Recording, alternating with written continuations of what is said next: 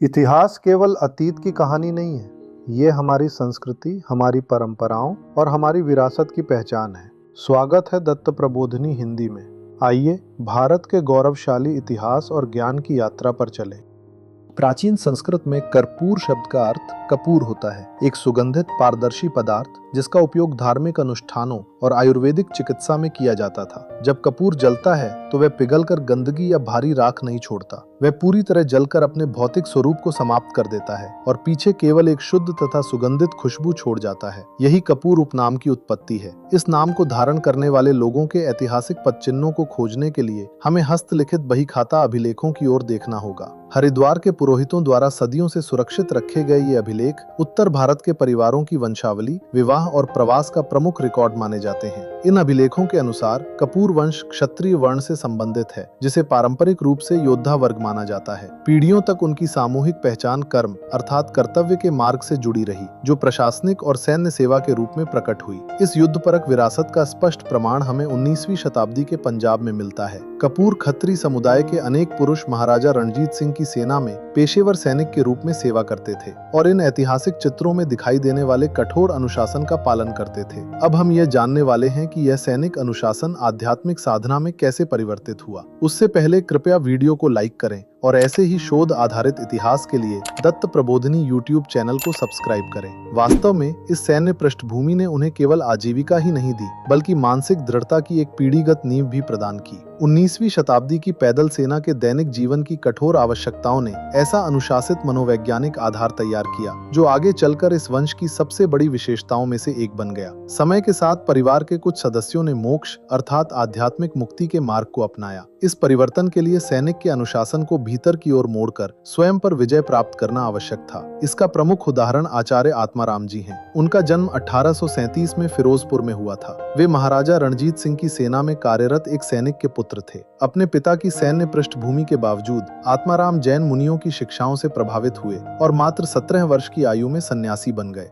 इस दस्तावेज में पाकिस्तान के गुजरांवाला का मानचित्र है और जर्नेली रोड पर स्थित आचार्य आत्माराम स्मारक के ऐतिहासिक स्थान का उल्लेख किया गया है। यह स्थान एक सैनिक के पुत्र से जैन दर्शन के महान आचार्य बनने की उनकी यात्रा का भौतिक प्रमाण है। इस चित्र में जैन धर्म का प्रसिद्ध प्रतीक दिखाई देता है, हथेली पर चक्र सहित ऊपर उठा हुआ हाथ। आत्माराम जी के लिए यह प्रतीक अहिंसा के प्रति पूर्ण समर्पण का प्रतिनिधित्व करता था। उन्होंने किसी भी जीवित प्राणी को हानि न पहुंचाने का जीवन अपनाया और हथियारों के स्थान पर आध्यात्मिक साधना को चुना। उस आध्यात्मिक युग के भौतिक अवशेष आज भी पाकिस्तान में मौजूद हैं। समाधि आत्माराम अपनी विशाल पीले रंग की इमारत और भारी लकड़ी के द्वारों के साथ आज भी खड़ी है। यद्यपि समय के साथ उसके आसपास का शहर बदल चुका है, फिर भी यह भवन परिवार की धार्मिक विरासत का मौन साक्षी बना हुआ है। एक ही परिवार का अग्रिम मोर्चे के सैनिक और महान सन्यासी दोनों को जन्म देना इस बात का संकेत है कि इस वंश की संस्कृति अपने चुने हुए मार्ग के प्रति पूर्ण समर्पण को महत्व देती थी, चाहे लक्ष्य भौतिक हो या आध्यात्मिक। इस वंश ने अपनी पूरी ऊर्जा को किसी उद्देश्य की प्राप्ति तक केंद्रित रखने की अद्भुत क्षमता दिखाई। इस एकाग्रता की सबसे कठिन परीक्षा 1947 के भारत विभाजन के दौरान हुई। नई सीमा ने कपूर वंश को पंजाब में स्थित उनके पैतृक गांवों और नगरों से शारीरिक रूप से अलग कर दिया। उनकी समाधियां और मंदिर सीमा के उस पार बंद दरवाजों के पीछे रह गए। पीढ़ियों से संचित भौतिक संपत्ति एक ही क्षण में समाप्त हो गई।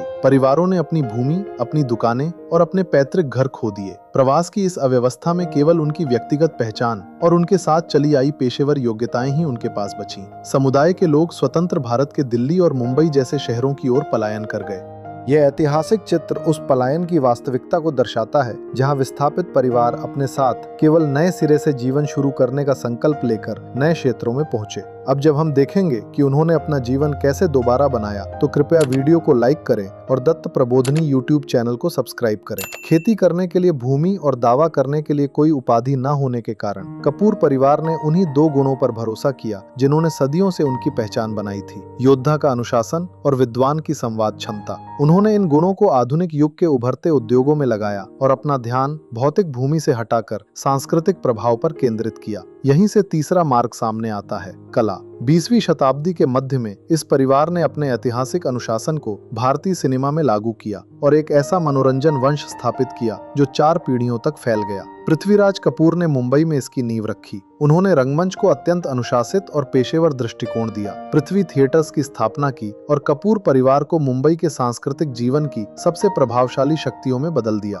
उनके पुत्र राज कपूर ने इस कलात्मक परंपरा को वैश्विक पहचान दिलाई। निर्देशक और निर्माता के रूप में उन्होंने सोवियत संघ और चीन तक असाधारण लोकप्रियता प्राप्त की, यह सिद्ध करते हुए कि कोई परिवार अपनी पैतृक भूमि का 1 एकड़ भी अपने पास न होने पर भी विश्व भर में प्रभावशाली बना रह सकता है। उन्होंने जिस वंश की स्थापना की उसका विस्तार प्रारंभिक बोलती फिल्मों से लेकर आधुनिक भव्य महलों पर आधारित संगीतमय फिल्मों तक स्पष्ट दिखाई देता है। उन्होंने ऐसा परिवार तैयार किया जो 70 वर्षों से भी अधिक समय से भारतीय संस्कृति में प्रमुख स्थान बनाए हुए है। ऐसे ही उन परिवारों के इतिहास जानने के लिए जिन्होंने हमारी संस्कृति को आकार दिया, वीडियो को लाइक करें और दत्त प्रबोधिनी यूट्यूब चैनल को सब्सक्राइब करें। सिनेमा की ओर कपूर परिवार का यह परिवर्तन इस बात का प्रमाण है कि जब भौगोलिक जड़ें कट जाती हैं, तब भी विरासत केवल दृष्टि और सृजन के माध्यम से आगे बढ़ सकती है। अपनी सांस्कृतिक पहचान को पर्दे पर जीवित रखकर उन्होंने सुनिश्चित किया कि उनकी उपस्थिति हमेशा बनी रहे, भले ही उनकी भौतिक भूमि उनसे छिन गई हो। योद्धा, संत और कलाकार, ये तीनों उसी एक पारिवारिक पहचान की अलग अलग अभिव्यक्तियां हैं। हर मार्ग में उसी पूर्ण एकाग्रता की आवश्यकता थी, चाहे वह 19वीं शताब्दी का युद्ध क्षेत्र हो, किसी जैन मठ का तप हो या मुंबई के फिल्म स्टूडियो की रोशनी। कपूर वंश ने अपने प्राचीन नाम के रूपक को साकार कर दिया। जिस प्रकार कपूर का ठोस टुकड़ा जलकर समाप्त हो जाने के बाद भी उसकी सुगंध लंबे समय तक बनी रहती है, उसी प्रकार इस परिवार का आध्यात्मिक और कलात्मक प्रभाव भी विश्व संस्कृति का एक अमिट हिस्सा बन चुका है।